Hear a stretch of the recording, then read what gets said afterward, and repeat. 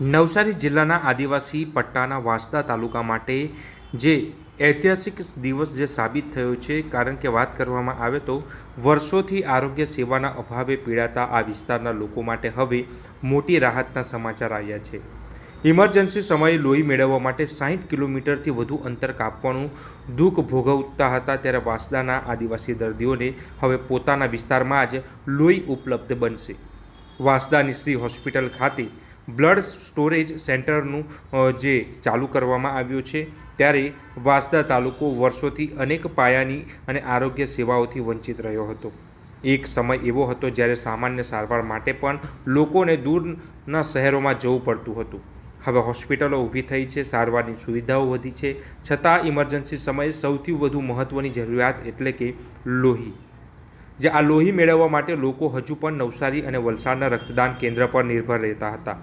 વાંસદાના લોકોને 60 કિલોમીટરનું દૂર જવું પડતું હતું, તો બીજી તરફ ડાંગ જિલ્લાના ઘણા વિસ્તારોમાં જે દર્દીઓને 100થી 160 કિલોમીટર સુધીનો લાંબો માર્ગ કાપવો પડતો હતો.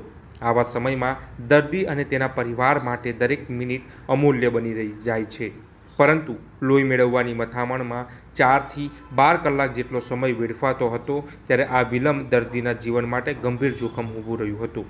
ત્યારે ઘણા પ્રસંગોએ સમયસર લોહી ન મળવાને કારણે દર્દીઓના જીવ ગુમાવવાનો પણ જે વારો આવ્યો હતો, ત્યારે આક્ષેપો અને ફરિયાદો પણ સામે આવી હતી. આરોગ્ય સુવિધાની આ ખામી માત્ર તંત્રની અસમર્થતાનું પ્રતીક નહોતું, પરંતુ આદિવાસી સમાજની લાંબી વેદનાનું જીવન ચિત્ર હતું. એક બાજુ વિકાસના દાવાઓ તો બીજી બાજુ જીવ બચાવવા માટે પણ શહેરના દ્વારે ધક્કા ખાવાની ફરજ. આ વિસંગત સ્થિતિ વર્ષોથી વાંસદા અને ડાંગના લોકોએ ભોગવવી પડતી હતી, ત્યારે હવે તેનો અંત આવ્યો છે. વાંસદા શ્રી હોસ્પિટલ ખાતે અમે બ્લડ સ્ટોરેજ સેન્ટરની આજે સુવિધા ઉપલબ્ધ કરી છે. વાંસદામાં ઘણા લાંબા સમયથી બ્લડની સુવિધા ન હોવાને કારણે ખૂબ જ તકલીફ પડતી હતી, અને વાંસદા એક હોસ્પિટલનું હબ બની રહ્યું છે, અને અહીં દૂર દૂરથી પેશન્ટો આવતા હોય છે. મહારાષ્ટ્ર અને ડાંગથી પણ આવતા હોય છે, અને ડાંગ જિલ્લામાં પણ બ્લડની ખૂબ જરૂર પડતી હોય છે. છેક સુબીરથી લોકો બ્લડની શોધમાં નીકળતા હોય છે. એના કારણે અમે આ બ્લડ સ્ટોરેજ સેન્ટર અહીં ઉપલબ્ધ કરાવી છે, અને હાલ અમારા સર્વે પ્રમાણે વાંસદાને દર મહિને 400 જેટલી બોટલની જરૂરિયાત પડે છે. એ જોતાં અમે દર અઠવાડિયે એક બ્લડ ડોનેશન કેમ્પનું આયોજન કર્યું છે. સાથે સાથે જ અમે વાંસદાની આજુબાજુના વિસ્તારમાં 1200 જેટલા અમે ડોનરોનું લિસ્ટ પણ રેડી રાખ્યું છે, એટલે કે અમને જરૂરિયાત પડે ત્યારે અમે કેમ્પ કરી શકીએ અને અમે બ્લડ એકઠું કરી શકીએ. હાલ અમને બ્લડ વલસાડ રક્તદાન કેન્દ્ર તરફથી મળી રહેશે.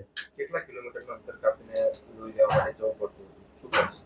હાલમાં વાંસદાથી 60 કિલોમીટર તમે નવસારી જાઓ, 45 કિલોમીટર તમે બિલીમોરા, અને વલસાડમાં 60 કિલોમીટર જવું પડતું હતું. એટલે બ્લડ લઈને આવવામાં 4થી 5 કલાક જેટલો સમય નીકળી જતો હતો. આ દર્દીની જિંદગી માટે ખૂબ કિંમતી હોય છે.